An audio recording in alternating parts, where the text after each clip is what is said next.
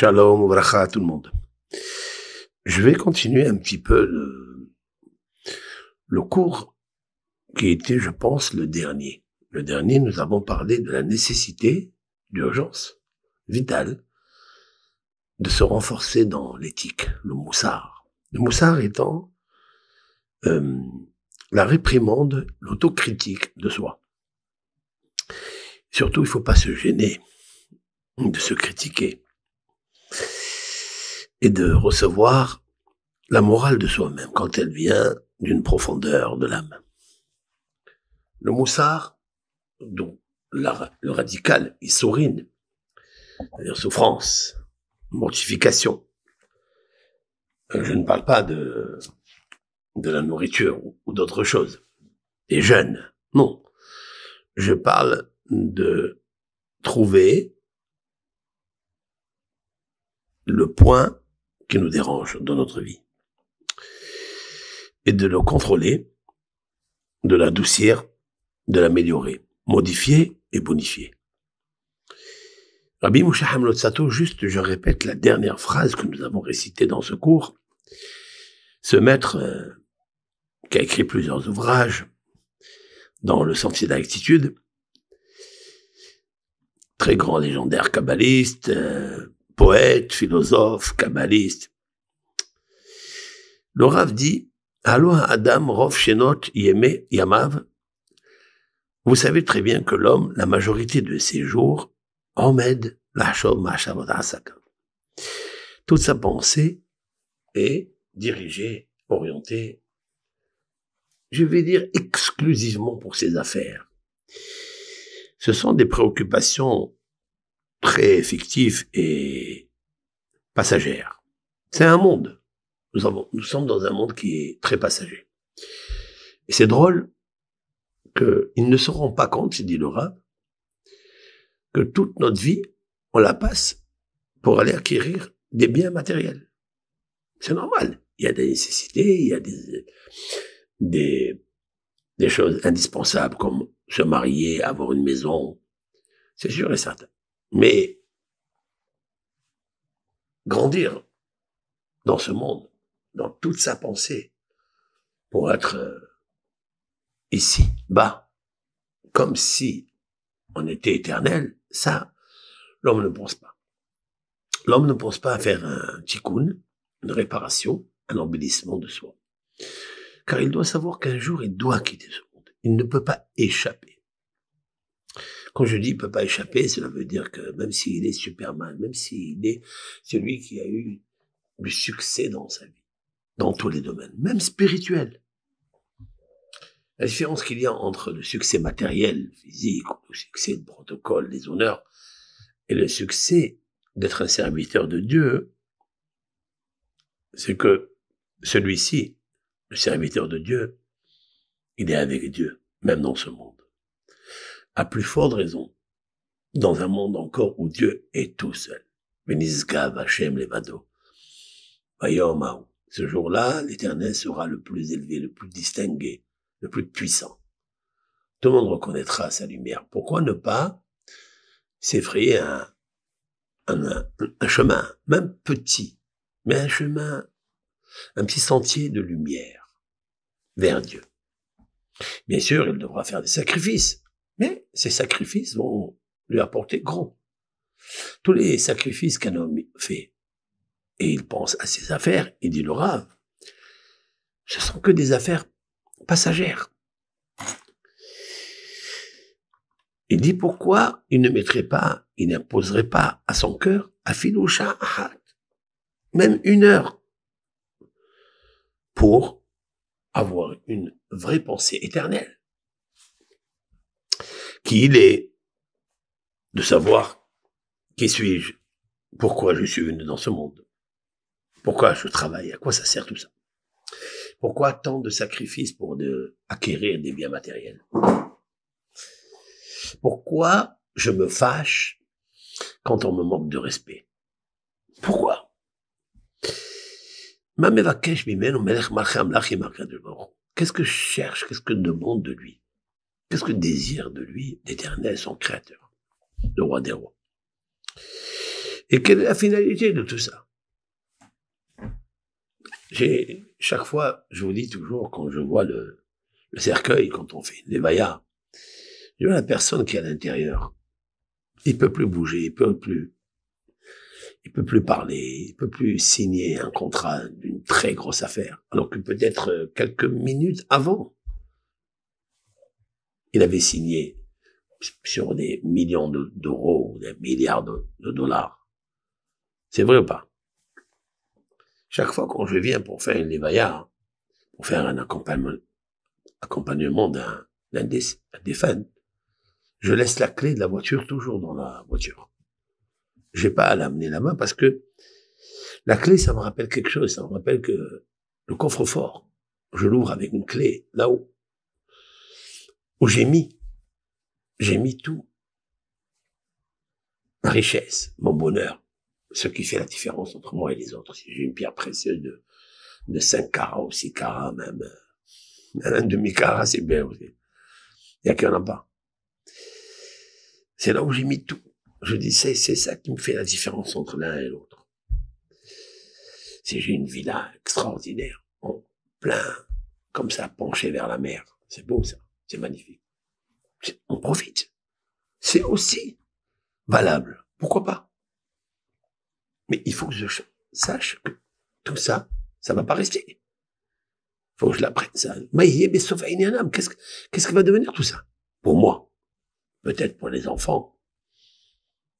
Mais est-ce que, il dit le Rav, on peut abandonner son monde, son rôle, sa mission pour laquelle tu es envoyé dans ce monde à des milliards de kilomètres lunaires ou solaires? C'est l'infini. On envoie une âme extraordinaire, unique pour toi, avec un corps qui est à toi. Et c'est un vêtement avec des désirs, des plaisirs, du bonheur. Pourquoi faire? Qu'est-ce qui va rester de tout ça? Le Rav dit, c'est cette parole, c'est cette idée de réfléchir de cette façon, c'est la plus grande thérapie, posologie, qui est la plus grande et la puissante, qui peut discuter, contredire le mauvais penchant. Le mauvais penchant, bien sûr, il va pas vouloir que tu réfléchisses même pas une seconde. Et en fait, c'est quelque chose de très facile, de prendre quelques minutes, réellement de dire mon existence, c'est pourquoi, c'est pour qui et pourquoi je me fatigue. Quel est l'essentiel de ma venue dans ce monde? Quelle est la base fondamentale pour laquelle je dois venir ici, être des fois heureux, des fois malheureux, des fois triste, des fois anxieux, des fois joyeux. Mais la plupart du temps, je suis pas bien. Je dois savoir. Qu'est-ce que Dieu veut de moi? Il dit le Rav, il faut au moins 1 heure. Lui, il dit, chez Hamad Adam Becholium, la pahot sha'ahat. Au moins 1 heure par jour, qui soit disponible de toutes les autres pensées. Vahshov rak azé, chez Amarty. De penser sur ces 4 ou 5 questions légitimes et indispensables. Qui suis-je? Pourquoi je suis faible? Pourquoi de mon corps, il y a des liquides, il y a des déchets qui sortent? Pourquoi je suis faible? Pourquoi j'attrape facilement un virus? Pourquoi la maladie du Covid? Pour toutes ces questions-là. En fait, qu'est-ce que je cherche? Pourquoi je suis pas content de ce que j'ai, ce que je possède? Pourquoi j'ai envie encore un peu plus? Bien sûr, il y a une force négative, maléfique, qui est en moi. Et pourquoi celle-là? Qui l'a mise en moi? Qui l'a imposée en moi? Toutes ces questions sont valables. Comment je vais me libérer? Comment je vais donner l'acte de divorce à ces pensées négatives, maléfiques, qui me font perdre toute mon essence, mon essentiel, mon existentiel, mon présentiel dans ce monde? Ça, il faut se mettre au moins 1 heure. Le Rav, il dit au moins 1 heure. nous sommes obligés de corriger le trait de caractère que nous avons, que nous possédons dans tous les domaines. Et on a besoin d'étudier les lois de l'éthique qui sont plus indispensables que l'étude de la Torah. C'est le médicament de Sour Mera. Comment il nous faut fuir des maladies. Bien sûr que lire un livre de Moussard, on ne le lit pas en une fois parce qu'il y a une lecture et une seule fois. Il faut le répéter et répéter et répéter des dizaines et des milliers de fois. Et encore, qu'il puisse rentrer à l'intérieur de ton cœur. Quelle est la méthodologie de faire entrer les paroles du Moussard à l'intérieur de mon cœur? Qu'elles soient pas juste quelques paroles de psytatisme, comme un perroquet que je récite ce qu'on lui dit de faire. Et j'ai dit, au nom de Rabbeinu Yonah, ce grand maître d'Espagne, le classique Sha'ar Teshuvah, il a dit, concernant ce que dit le sage Hillel. Hillel a dit dans les maximes de nos pères, Im en anili mili. Si moi je fais pas pour moi, qui va faire pour moi? Qui va faire pour moi? Ben, tu vas écouter des rabbins, tu vas écouter des moussards, une dracha, tu vas écouter tes parents, tu vas écouter ton maître, tu vas écouter ton camarade. Certes, c'est aussi bien, mais c'est pas vital encore. Ce que tu écoutes de l'autre, ça peut rentrer comme ça peut sortir. Et rapidement que c'est rentré. Mais ce que toi, ton amour à toi, ton essence à toi, la conscience, la neuroscience à toi, quand tu vas faire pénétrer des paroles chaudes, brûlantes qui sortent de ton cœur, par une bouche, tu vas séparer les mots, tu vas les hacher. Et chaque fois que tu vas parler, tu vas les rentrer à l'intérieur de ton âme.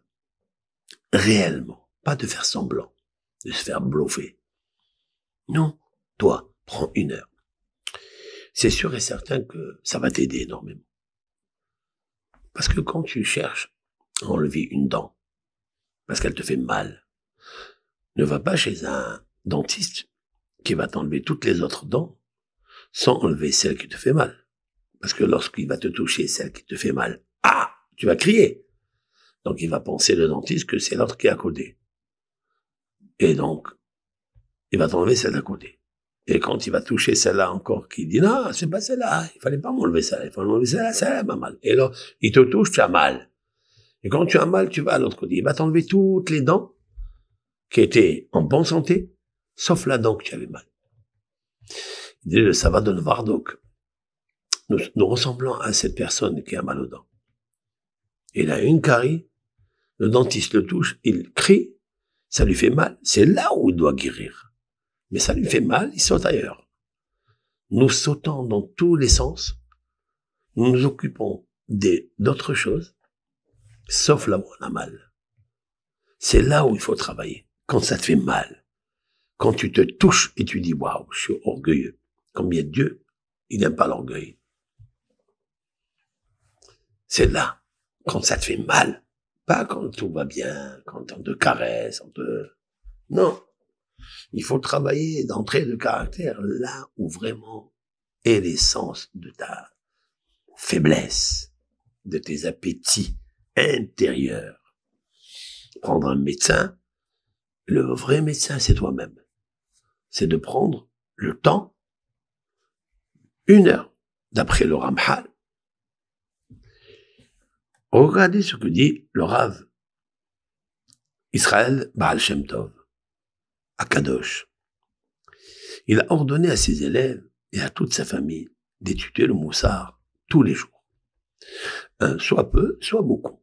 Ça veut dire pourquoi il dit soit peu, soit beaucoup. Qu'est-ce qu'il veut? Ça dépend de ce que tu as besoin. C'est comme un médicament. Tu peux pas prendre des doses, un excès de dosage de médicaments. Le médecin te prescrit un dosage 1 fois par jour, le soir, le jour, ou bien même 2 fois. Tu peux pas abuser des médicaments. Le Moussard, il dit le Baal Shem Tov, soit peu, soit beaucoup, selon ton besoin. Mais, il dit, l'essentiel, c'est que ce Moussard, cette morale, cette éthique, ces reproches que tu te fais à toi-même, cette analyse profonde de toi-même, qui suis-je? Pourquoi je suis venu? Qu'est-ce que veut Dieu de moi? Est-ce que je vais rendre des comptes? Je vais pas rendre? Est-ce que Dieu existe? Est-ce qu'il n'existe pas? Tout cela, tu as besoin de réviser tous les jours, et d'étudier des paroles qui vont rentrer à l'intérieur de toi. Comme j'ai dit dans l'ancien cours, de répéter plusieurs fois certaines phrases, comme par exemple, que Hachem, il n'aime pas, il est exécrable à ses yeux, l'orgueilleux. Même s'il a un tout petit peu d'orgueil sur lui, l'Éternel ne supporte pas. Et il le rejette de lui.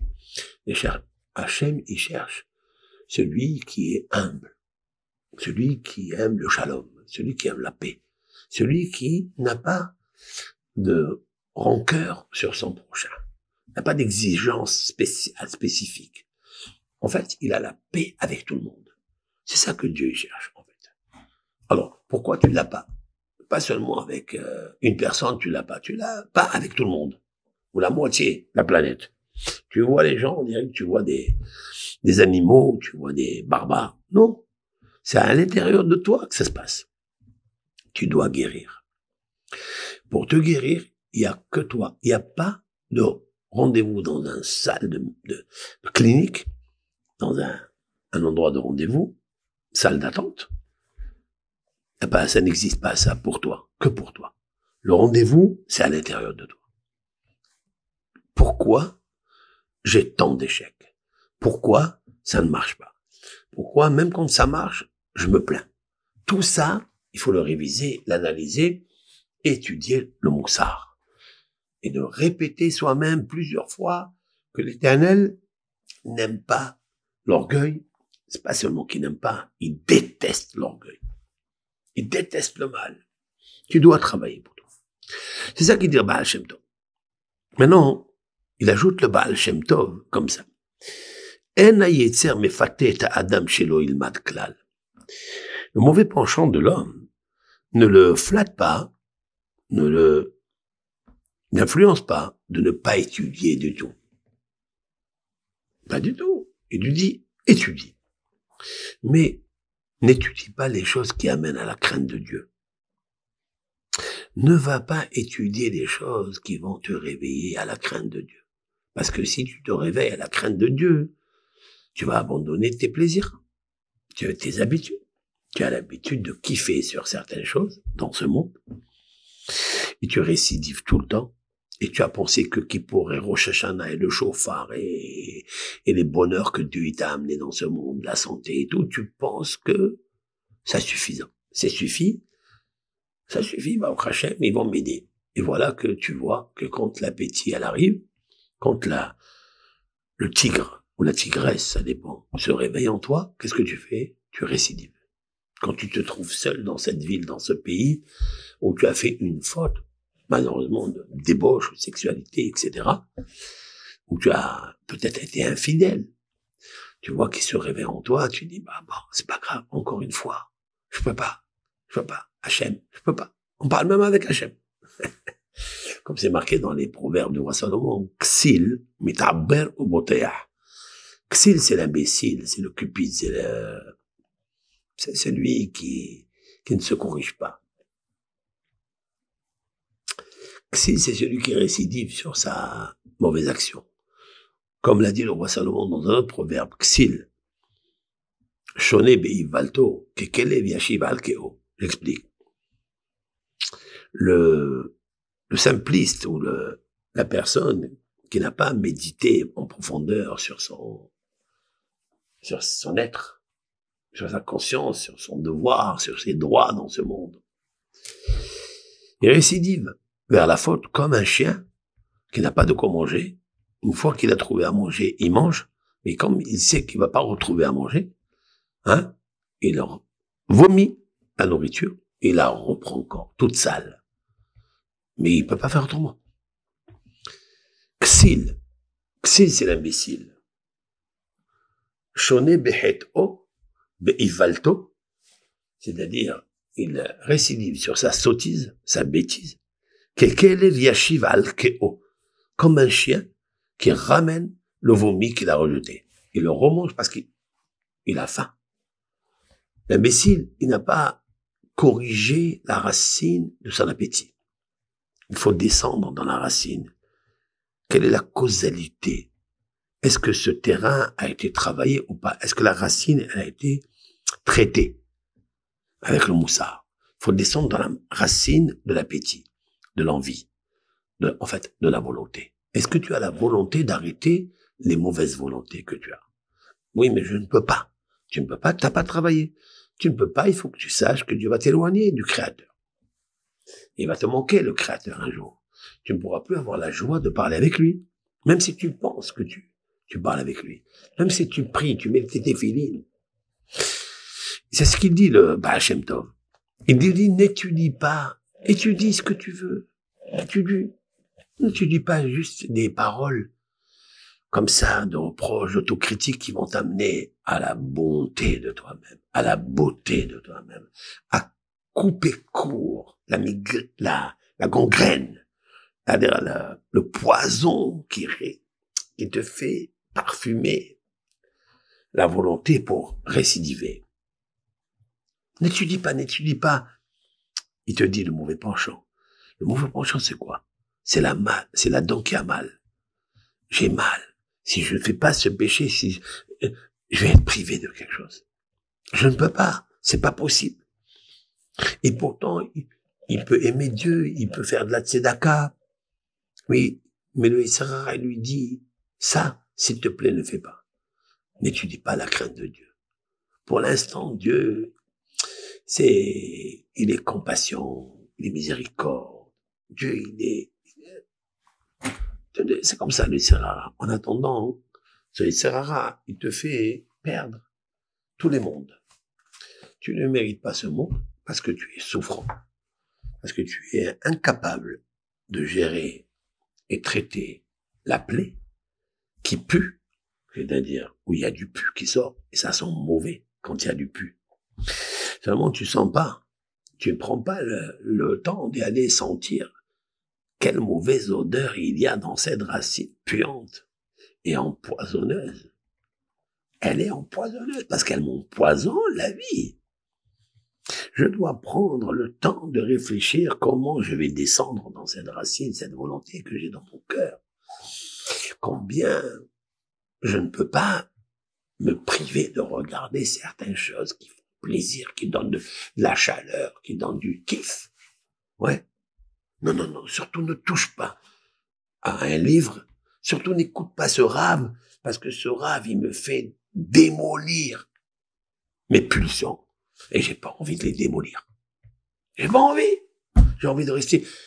En fait, c'est pas que je ne veux pas. C'est que c'est difficile. Voilà. C'est difficile pour moi d'enlever ça. Et pourtant, ça fait 2-3 mois. Tu n'as pas récidivé. C'est pas encore une preuve. Il faut que tous les jours, au moins 1 heure de moussard. Et sur des choses pour lesquelles tu es venu dans ce monde. Quelles sont les choses pour lesquelles je suis venu dans ce monde? C'est des choses où tu as l'appétit quand tu les fais. Où tu as un kiff. La génération à nous, notre génération est la génération des pieds de Adam Arishon. C'est la dernière. Les pieds transpirent beaucoup. Les pieds, si on les lave pas tous les jours, comme ils sont fermés, il y a les chaussettes, il y a les chaussures, etc., ils sont pas aérés. Eh ben, ils se déposent des dépôts un petit peu sécrétés par la transpiration ou autre. Et donc, quand on enlève les chaussettes, ça pue. Cette génération, elle pue. Parce qu'il y a tellement d'innovation que le Sarara, que le monde, le modernisme a créé pour l'égoïsme de soi. Pour attirer soit les ventes de certaines vidéos, soit des programmes, des applications, tout ça pour gagner de l'argent. Surtout aujourd'hui, tu ouvres les réseaux, tu vois, tout est affiché. Je peux me rester dans ma petite chambre, comme ça, sans télévision, sans rien. J'ai une télévision privée à moi. C'est mon petit poste de Google. Avec Internet, je vais où je veux, personne ne m'empêche. Ah, si c'est payant, je paye. Je rentre là-bas.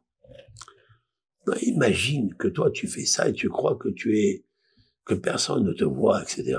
Mais tout le monde sait que tu fais ça. Imaginons que tous les comptes ne sont pas surveillés, ne sont pas garantis, ne sont pas sécurisés. D'accord? Et la personne de YouTube, ou la personne de Facebook, ou la personne de qui vous voulez, elle sait que monsieur X, il regarde tel film. Elle sait, parce qu'il est abonné, il a ouvert un compte. Et donc, toi, tu es en train de regarder, tu crois que tu es seul. Toi, tu as oublié Dieu. Bon, Dieu, il regarde pas, on va dire, hein? Dieu préserve. Il regarde pas. Parce que là, il est pas avec moi. Je suis seul dans la chambre, je suis dans l'antichambre, je suis dans la cave. Est-ce qu'il me voit, Dieu? Il ne voit pas. Il n'a pas cave. Il n'a pas qu'à moi regarder. Il est tellement occupé. Mais moi, maintenant, j'ai un plaisir. Donc ça, si Hazvé Shalom, un jour, oui, on te montre que tu es en train de regarder toi, avec, comme on dit en arabe, blhito, avec ta barbe, avec tes péotes, avec tes chapeaux, avec tout ce que tu veux. On te montre dans un film que tu es en train de regarder ça. Quelle honte tu auras. Quelle honte. Alors imagine la honte de ce monde à travers tout le monde. Oui, imagine. Travaille ça. Imagine. Une fois que tu as imaginé, tu vas te dire, dis-moi, si un petit poste comme ça que Dieu il a créé, c'est-à-dire qu'il a donné l'intelligence à l'homme, de le créer pour une bonne utilisation, pour son travail. Si déjà l'homme, il a pu fabriquer une chose pareille, à plus grande raison le créateur du monde. Il connaît tout. À l'instant même, il connaît tes désirs, tes retsonotes. Il connaît tes volontés. Où est ta volonté? Ça, ce moussard-là, que je viens de vous faire maintenant, je le fais pour moi, je le fais pour personne. Je le fais pour moi. Je me dis, si Akadosh Baruch Hu me regarde chaque fois, que Hazvé Shalom, je veux faire un avera, je regarde là, je regarde ici. L'homme, il est curieux. Il veut savoir tout. Sauf ce que lui, il a envie de ne pas donner aux autres, d'expliquer aux autres. Regardez, l'homme, il est cachotier, il garde tout pour lui. Mais il veut savoir tout ce qui se passe ailleurs. Je connais des gens, je me tairai bien sûr, la circonstance, dans quelle ville, où. Je connais des gens, ils savent des choses sur tout le monde. C'est incroyable. Il y a des familles, ils connaissent tout. Des fois, mon épouse, elle me dit, tu sais, il y a eu ça. Je lui dis, mais tu j'ai écouté ça. Elle m'a dit, tel et tel. Je lui dis, mais comment ils savent, comment ils peuvent? Et c'est des informations une derrière l'autre. Mais pourquoi? C'est des gens curieux. C'est des gens, ils veulent savoir tout. Et ils parlent. Et ils discutent. Ils regardent. Il faut s'éloigner, il faut éduquer sa famille. Comme moi je leur ai dit toujours, ne me racontez rien. Ne me racontez rien. Ne venez pas me raconter sur l'un et sur l'autre. Ça me sert à rien. En plus, ça me prend le chaud, comme on dit. Ça me prend la tête, ça me prend... Pourquoi? Parce qu'on va réfléchir, on va dire la shonara. Et après, moi, je leur dis, mais comment ces gens, ils savent tout? C'est petit, hein, les villes sont petites, sont pas grandes. C'est comme ça. Et il racontait ça, l'autre racontait ça. Ils sont d'une curiosité, Yarbé. Quelle curiosité. Mais qu'est-ce qu'ils font dans ce monde-là? Qu'est-ce qu'ils font? Pourquoi faire? La langue, la parole. Qu'est-ce qu'il veut, le Serrara? Il veut que dans ta maison, on écoute des informations sur les autres. Comme ça, on va dire, ah, eux aussi, ils ont eu le problème. Eh ben, on est deux. Comme on dit, Sarad Rabim Hatsinehama. Lorsque il y a plusieurs personnes qui ont subi le même sort, la même souffrance, c'est une demi-consolation. On est déjà consolé un petit peu. Il n'y a pas que nous. Il n'y a pas que nous qu'on est, en fait, entre guillemets, maudits dans cette journée, dans ce monde. Ah, même les autres, ils ont... Ah, tu as écouté, l'autre, il a divorcé, l'autre, il a... Ça nous fait un petit peu plaisir. Pourquoi? Qu'est-ce que ça veut dire, ça? Ah, ça veut dire, on n'est pas seul. C'est une demi-consolation. Et quelle force du Serrara. Si un homme, il se barrite 4 pas dans la bouée de sauvetage du moussard, il est perdu. Il n'est plus avec Dieu. Il dit le Baal Shem Tov, tous les jours tu es tu. Le Ramchal, il est avant Baal Shem Tov, hein? D'accord? Il a dit, pour qu'il y ait un avantage, pour qu'il y ait un bénéfice de la morale, il faut que tu la fasses toi, à toi-même. Ne compte sur personne. Tu peux écouter des idées, des conseils. Il va te réveiller, non, il va t'éveiller cette idée, celle-là, mais prends-la et introduis-la, imprime-la, transmets-la dans ton cœur. Mais dans ton cœur, pas dans le cœur, l'extérieur du cœur, à l'intérieur de la racine, là où tu as mal, là où tu as pas envie qu'on te touche là-bas. C'est grave, je suis prêt à tout faire, mais là-bas ne me touche pas, s'il te plaît. Comme j'ai rencontré une fois une personne dans une île où là, quand on était au Maroc, j'ai rencontré une personne très gentille, vraiment un jeune, dynamique et tout. Et je le vois en train de prier, en train de faire, il lève la main, moi, il achète ça, il achète ça. Et puis, il me dit, voilà, Rav, je vous demande un conseil, donnez-moi quelque chose, une ségoula. Une ségoula pour arrêter, c'est quelque chose que j'arrive pas à arrêter. Et il est marié, il est fidèle, tout. Je lui dis, qu'est-ce que tu aimes? Les langoustes, des crustacés. C'est ça que tu aimes. Il m'a dit, mais comment vous savez? Et je lui dis, qu'est-ce qu'il peut avoir d'autre que un Issour Achila, un interdit de la nourriture? Ça peut être la nourriture par la débauche, par la sexualité. Ça peut être une nourriture. Parce que je te vois, tu es quelqu'un qui dit Télim, il étudie Télim. Mais, dis-moi, ce Télim-là, c'est un scud. Le Télim, ce sont des antivirus. Anti-avonotes, anti-retsonotes. C'est contre les sources de volonté négative. Mais tu l'as pas envoyé encore là-bas dans la racine de ne pas manger des crevettes et des calamars. Il adore ça. Il a été habitué, m'skin, depuis tout le temps. Ses parents, ils ont mangé, lui aussi, il a mangé. Il peut pas se séparer. Il peut pas. Et pourtant, c'est une personne qui a aidé telle et telle communauté pour faire un mikvé. Telle et telle pour faire un mikvé. Putain, qu'est-ce qu'il lui dit, le Serrara? Le Serrara, il dit, fais ça, fais ça, fais ça. Sauf là-dedans où tu as mal. Fais tout. Ne touche pas à ça, s'il te plaît. C'est comme le Sabbath de Bardock. Il a raconté, une personne, elle vendait de la drogue, de la poudre blanche. Et lorsque la police s'est rendue compte, oui, elle est rentrée à l'improviste de la maison, elle dit, allez, on fait des recherches de partout. Qu'est-ce qu'il a fait, ce monsieur-là? Il a commencé à chercher avec eux. Il a dit, voilà, allez, ouvre les placards. Il a ouvert tout, vous soupçonnez. Moi, je croyais que j'ai fait ça. C'est juste quelqu'un a parlé du mal de moi. Mais je n'ai rien fait, voilà. Il a commencé à soulever toute la maison. Quand il est arrivé au lit, le matelas où il y avait là-bas la drogue, il l'a passé. Regardez, il les a aidés à chercher de partout, puisqu'il a ouvert tous les endroits qui étaient susceptibles d'être des endroits secrets, sauf le lit où il y avait la drogue. Ça, il l'a dépassé. Donc, ils l'ont cru. Comme ça, il dit le Sabbath de Bardock. Il dit, ça, c'est la parabole. Quel est le satellite? Le satellite, c'est que les Sahara, quand tu t'aperçois qu'ils te vendent de la drogue, c'est-à-dire ils te vendent des choses pour te tuer ton cerveau et ton âme, te fait faire des péchés, lui aussi cherche avec toi.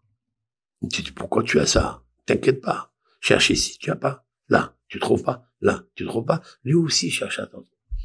Seulement la cachette ou là où il a mis la drogue, il veut pas que tu touches. Il dit, ne touche pas. Laisse. Nous sommes comme ça. Il y a des points à l'intérieur. Ce sont des volontés maléfiques, mamaches, qui nous détruisent, qui sont à l'intérieur de nous. Celles-ci, on ne peut pas les toucher. On veut pas, on croit qu'on va perdre une main, on va perdre un pied si on les touche. Non. Comme quelqu'un me dit, je fais des mitzvot, j'aime mon père, j'aime le truc. Bon, je suis pas parfait. Quand il me dit ça, je suis pas parfait. De quoi il parle? Pourquoi tu es pas parfait? Sois parfait. Pourquoi tu es corrigé à l'imparfait? Corrige-toi au parfait. Et corrige-toi, surtout. Parce que lorsque tu laisses la drogue, ce que tu aimes, ce qui t'apporte un petit, momentanément un petit peu de voltige, il faut que tu saches, c'est ça ton abîme. C'est ça ton enfer. C'est avec ça que tu vas vivre en enfer. Parce que tu l'as jamais déraciné.